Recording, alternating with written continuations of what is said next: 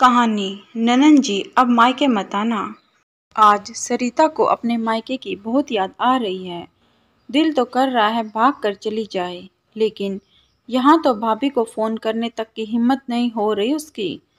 बहुत देर तक अपने दिमाग के घोड़े दौड़ाने के बाद उसने भाभी को फोन लगाया, लेकिन दिल में कहीं ना कहीं डर भी था कि कहीं भाभी ने फोन ही ना उठाया तो। हेलो हेलो भाभी, आवाज आ रही है? सरिता के कई बार हेलो हेलो बोलने पर दूसरी तरफ से उसकी भाभी ज्योति की आवाज आई। तब सरिता ने राहत की सांस ली। भाभी कैसी हैं आप?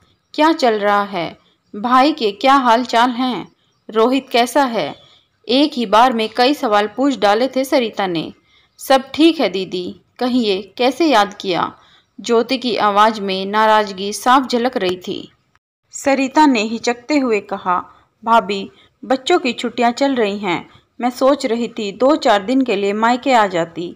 दूसरी तरफ से ज्योति ने तपाक से जवाब दिया, नहीं दीदी रहने दीजिए, अभी हम सब व्यस्त चल रहे हैं, आपकी आवभगत ठीक से नहीं कर पाएंगे। फिर आप हर बार की तरह सूटकेस उठाकर चल पड़ेंगी और आपके जाने के बाद मेरी और अमर की लड़ाई होगी, जो 1-2 दिन नहीं बल्कि कई महीनों तक चलती रहेगी। मेरा पक्ष जाने बिना ही मुझे मायके भेज दिया जाएगा। फिर पहले मुझे कोई दिक्कत नहीं थी क्योंकि मेरी माँ के हाथ पैर चलते थे। अब घर की कमान मेरी भाभी के हाथ में है और उनको मेरा बार बार ऐसे मायके आना पसंद नहीं। अभी फोन रखती हूँ, नमस्ते। ज्योति एक ही सांस में सब कुछ बोल गई थी। सरिता कुछ कहती उससे पहले ही फोन कट चुका था। सरिता की आंखों में पानी उतर आया। उसे मायके और माँ की बहुत याद आ रही थी। गर्मियों की छुट्टियां चल रही हैं और बच्चे भी बार बार मामा के घर जाने की जिद कर रहे हैं। सरिता ने उन्हें बहुत समझाने की कोशिश की, लेकिन बच्चे भी बार बार जिद किए जा रहे हैं। सरिता की सास को तो सब कहानी पता है, लेकिन वह भी बस मजे लेने के लिए बार बार सरिता से कहती रहती है, चली जा कुछ दिनों के लिए मायके, बच्चे भी खुश हो जाएंगे और तेरा भी मन बहल जाएगा। किसी को भी मुंह तोड़ जवाब देने वाली सरिता ने आज कुछ बोलते नहीं बन रहा था। सरिता अपने कमरे में जाकर लेट गई। उसकी आंखों से लगातार आंसू बहे जा रहे थे। वह अपने मायके में बिताए सुनहरे पलों को याद करने लगी। बीती यादें मानो उसके जख्मों को और भी ताजा कर रही थी। वह मन ही मन सोच रही थी वह दिन अब फिर कभी नहीं आएंगे। यह सोचकर उसका शरीर ऐसा हो जाता जैसे उसमें प्राण ही नहीं है। पता नहीं कितनी ही लड़कियां देखने के बाद उसने अपने भाई के लिए ज्योति को पसंद किया था। सरिता खुश थी कि उसकी भाभी पढ़ी लिखी, सुंदर और सर्वगुण संपन्न है, लेकिन अपने भाई की शादी के कुछ दिनों के बाद ही अपने भाई और माँ को ज्योति का कायल होते देख उसके मन में जलन घर कर गई। वैसे भी जलन एक ऐसी चीज है जो रिश्तों की डोरी को कमजोर करने के साथ साथ उन्हें खत्म ही कर देती है। सरिता की भाभी ज्योति एक बहुत अच्छे दिल की लड़की थी। वह दिल से घर और परिवार की सेवा करती, लेकिन सरिता उसके हर काम में कमियां ही कमियां निकालती रहती थी। कुछ दिनों तक तो ज्योति को ऐसा लगता कि कमी उसी के काम में है और वह दूसरी बार पूरी कोशिश करती कि सारा काम ठीक से हो जाए, किसी को उससे कोई शिकायत ना रहे। लेकिन जब सामने वाले को आप में कमियां ढूंढनी ही है तो फिर आपकी सारी कोशिशें बेकार हैं। बस यही ज्योति के साथ होता। लाख कोशिश करने के बाद भी ज्योति को 4 बातें सुनने को ही मिलती और उसका मन खट्टा हो जाता। अमर को भी ज्योति से ही शिकायतें रहती। कहता, मेरी बहन कभी कभी आती है और तुमसे उनकी पसंद का खाना तक नहीं बनता। सासू माँ भी ज्योति से ही गुस्सा हो जाती। उन्हें भी लगता था कि उनकी बेटी 2-4 दिन के लिए मायके आती है और बहू उसका अच्छे से ख्याल नहीं रखती।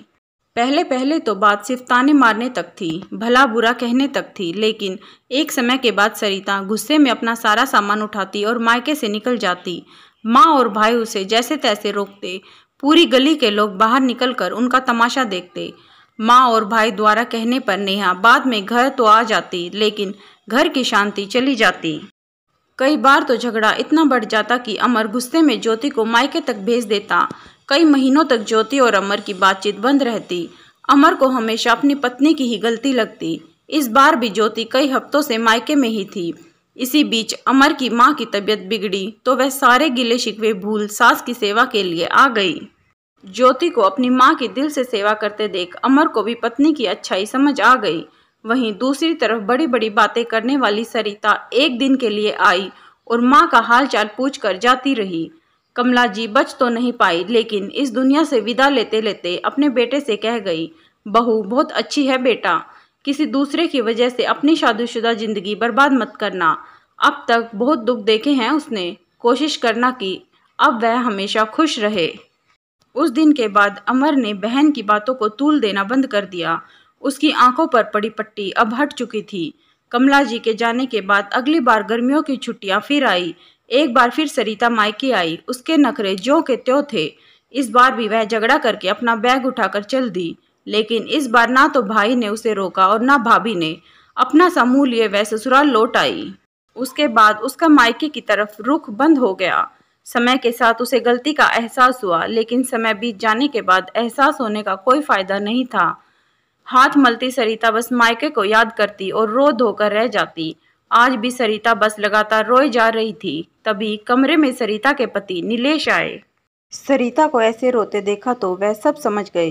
वह जानते थे कि गलती सरिता की है, लेकिन अब सरिता का दुख उनसे देखा नहीं जा रहा था। वह बोले, चलो सरिता, तुम्हारे मायके चलते हैं। सरिता अचंभित सी बोली, यह आप क्या कह रहे हैं? आप तो सब जानते हैं। कहीं भाई भाभी ने मुझे देख मेरे मुंह पर दरवाजा बंद कर दिया तो? नहीं, ऐसा कुछ नहीं होगा। मैं अमर और ज्योति को जानता हूँ। तुम्हें अपनी गलती का एहसास है तो आगे बढ़कर माफी मांगने में कैसी शर्म। फिर बच्चे छुट्टियों में मामा के यहाँ नहीं जाएंगे तो कहाँ जाएंगे? सरिता ने मना किया, लेकिन नीलेश जिद पर अड़ गया और सरिता व बच्चों को लेकर चल दिया। दरवाजा खोलते ही अमर और ज्योति सभी को अचानक देख चौंक गए, लेकिन अब जमाई बाबू खुद आए थे तो क्या करते। पूरे आदर के साथ सभी को अंदर ले आए।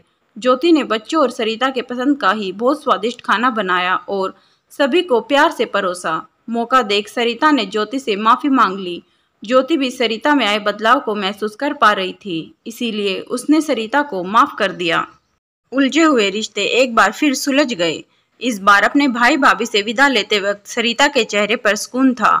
उसे खुशी थी कि उसका मायका उसे एक बार फिर से मिल गया। उसे अपनी गलती का एहसास हमेशा रहेगा जो उसने अपनी भाभी के साथ की। दोस्तों, रिश्ते किसी एक के झुकने से नहीं बल्कि आपसी सूझबूझ और समझदारी से चलते हैं। कमेंट के द्वारा कहानी के बारे में अपनी राय हमें ज़रूर बताएं। कहानी पसंद आए तो लाइक करें, शेयर करें, चैनल को सब्सक्राइब करें, बेल आइकन दबाना ना भूलें जिससे हमारी कहानियाँ सबसे पहले आप तक पहुँचे। धन्यवाद।